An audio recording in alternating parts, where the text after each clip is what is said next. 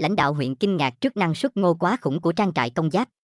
Chào các bạn, anh em team châu Phi đã làm nên điều không tưởng khi biến những mảnh đất đồi núi, sỏi đá ở một đất nước nghèo khó, lạc hậu như Angola, trở thành những nông trại trù phú với đầy đủ các loại cây trồng vật nuôi.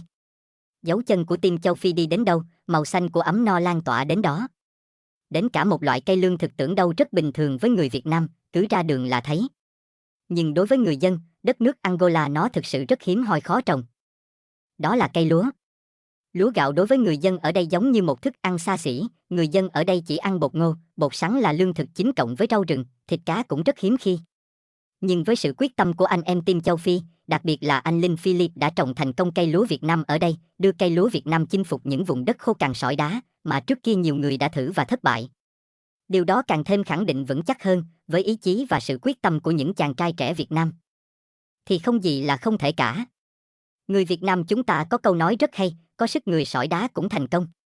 Vâng, điều đó càng thấy hợp lý với những việc làm của anh em team Quang Linh ở mảnh đất xa xôi cằn cỗi châu Phi này. Người ta thường nói, ai cũng chọn việc nhẹ nhàng, gian khổ sẽ dành phần ai.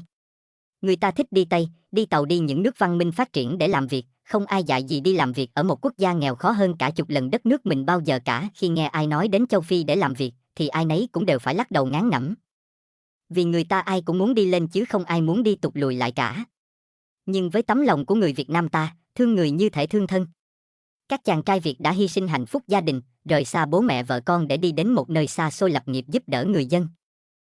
Mặc dù, khi bỏ tiền kinh doanh thì ai cũng muốn có lợi nhuận, nhưng các chàng trai team châu Phi đã kinh doanh theo một cách đặc biệt là giúp đỡ người dân là chính, dạy họ từ một con số không đến khi biết làm những việc cơ bản như làm đất, phun thuốc, bón phân vân vân.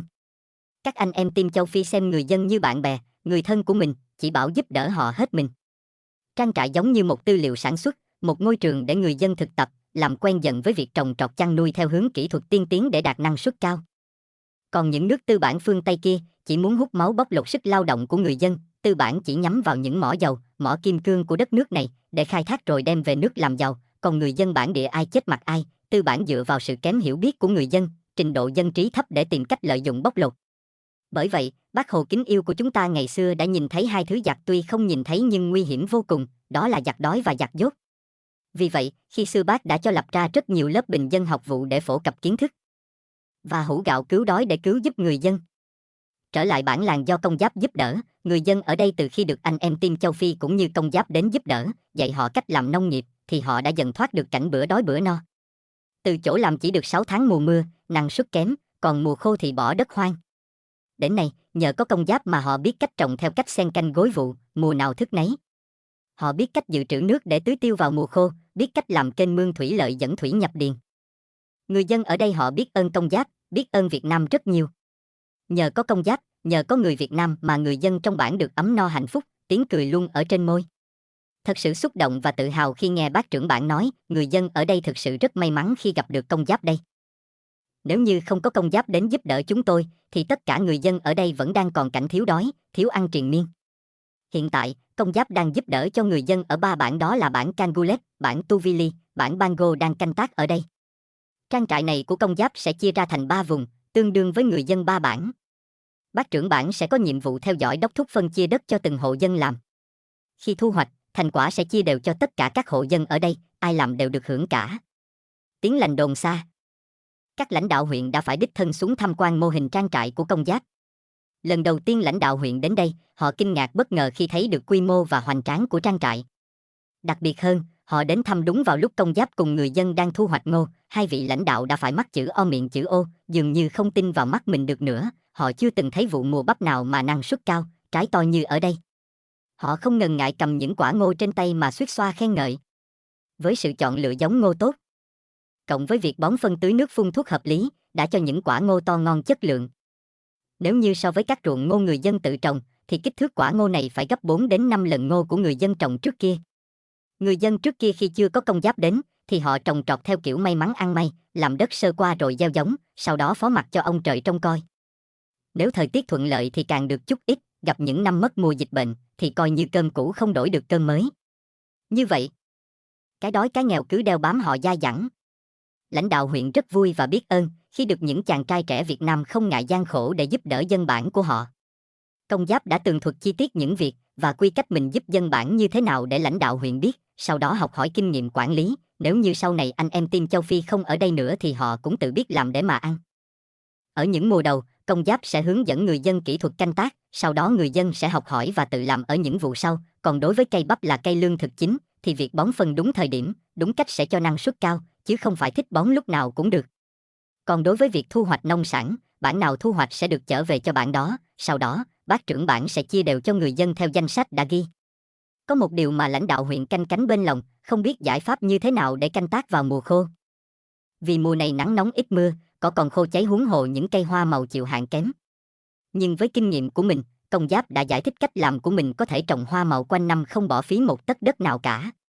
Đó là, anh xây hồ tích trữ nước ngọt, dùng hệ thống ống, kênh mương và kết hợp máy bơm nước để tưới tiêu ruộng đồng, một khó khăn tưởng chừng như không thể, mà qua bàn tay của Công Giáp đã giải quyết một cách nhanh chóng, khiến lãnh đạo huyện phải ngã mũ thán phục trình độ và kinh nghiệm của anh. Chính vì vậy, trang trại Công Giáp quanh năm phủ xanh hoa màu khắp nơi, vụ mùa này thu hoạch xong thì tiếp tục làm đất cho vụ mùa sau, cứ như vậy mùa vụ nối tiếp mùa vụ, đến nỗi người dân còn không kịp để thu hoạch mang về. Trong giây phút chứng kiến những thành quả thu hoạch năng suất cao của người dân, lãnh đạo huyện xúc động nói, mọi người ở đây vận dụng được kiến thức, học hỏi kinh nghiệm phát triển được như hôm nay, quả thật ban lãnh đạo như chúng tôi đây rất mừng, người dân chúng tôi rất may mắn gặp được người tốt như Công Giáp. Cũng như nhiều người Việt Nam khác đã giúp đỡ mua đất tạo điều kiện tốt nhất để canh tác. Sau 3 mùa vụ đã có sự khác biệt rõ rệt. Vâng, khi nghe những lời này từ chính lãnh đạo huyện thật ấm lòng, các công sức Công Giáp bỏ ra đã được công nhận, thật tự hào quá Việt Nam ơi, những chàng trai những tấm lòng người Việt đã đem hình ảnh đẹp của Việt Nam lan tỏa khắp nơi. Góp phần làm rạng danh thêm truyền thống thương người như thể thương thân của dân tộc Việt. Sau những vụ mùa qua, cơ bản người dân đã nắm được kiến thức, đã và đang làm tốt việc thay đổi cách trồng trọt, đem khoa học kỹ thuật áp dụng vào sản xuất. Lãnh đạo huyện đã luôn cảm ơn Công Giáp, cảm ơn Việt Nam đã cho họ biết được sự ấm no hạnh phúc là như thế nào. Đồng thời, các vị lãnh đạo cũng khuyên răn dặn dò người dân hãy cố gắng học hỏi kinh nghiệm của người Việt Nam và làm việc siêng năng hơn nữa, để nếu sau này anh Công Giáp không còn ở đây nữa, thì mọi người cũng tự mình mà biết cách làm việc, tự mình có thể canh tác sản xuất trên chính mảnh đất của mình. Lãnh đạo huyện cũng nhờ Công Giáp dẫn đi thăm khắp trang trại, đi qua những nương sắn xanh tốt làm họ lấy làm thích thú. Những vườn cây ăn quả như xoài, cam, chanh đến mùa giá bán rất cao, Công Giáp chia sẻ với lãnh đạo rằng, tất cả tiền bán trái cây ở đây sẽ được đem đi mua giống và chia phân phát cho người dân, nghe vậy, lãnh đạo huyện vui lắm. Ghé qua vườn rau xanh tươi, rau chính hiệu của Việt Nam, người dân ở đây rất thích những loại rau này. Trước kia, người dân chưa biết cách trồng rau, chỉ đi hái rau rừng ăn, nay họ đã tự trồng được và còn khoe với lãnh đạo huyện là chúng tôi trồng ăn không hết phải bán bớt, nhưng bán rất được giá, mới bán có một lần mà đã thu về được lợi nhuận tiền vốn rồi. Nhìn cảnh người dân ở đây từ chỗ không biết làm gì, đến nay họ đã tự trồng được các loại cây trồng cơ bản phục vụ cho đời sống của họ, thật sự rất vui và mừng cho họ. Rất cảm ơn anh em trong team Công Giáp đã không ngại gian khổ giúp đỡ người dân có được cuộc sống no ấm như hôm nay. Mình xin nhắc lại một câu nói của bác trưởng bản, làm mình thấy nghẹn ngào xúc động, từ khi có Công Giáp đến giúp đỡ ba bản của chúng tôi, người dân không còn sợ bị đói thiếu ăn như trước kia nữa. Vâng, từ nay cuộc sống của mọi người đã lật qua một trang mới sáng lạng hơn. Các khán giả xem kênh rất xúc động với những thành tựu mà Công Giáp đã làm cho người châu Phi, khán giả cũng tham mưu cho Công Giáp, khi thu hoạch ngô hay hoa màu khác nên cho mọi người mặc áo đỏ sao vàng màu cờ sắc áo của Việt Nam, để quảng bá hình ảnh đẹp của Việt Nam nhiều hơn nữa, đồng thời cũng tránh cho anh hàng xóm to bự kia lỡ có cố ý nhận vơ là người của mình cũng không được. Mong rằng, với những thành quả đã đạt được, mọi người hãy quyết tâm và cố gắng hơn nữa, mở rộng thêm diện tích hơn, làm được nhiều ngô khoai hơn. Để nâng cao chất lượng cuộc sống, bản làng ngày càng phát triển. Cảm ơn tất cả các bạn đã dành thời gian xem hết video. Nếu thấy video này hay, ý nghĩa xin vui lòng cho mình xin một like và nút đăng ký kênh để ủng hộ tinh thần mình nha.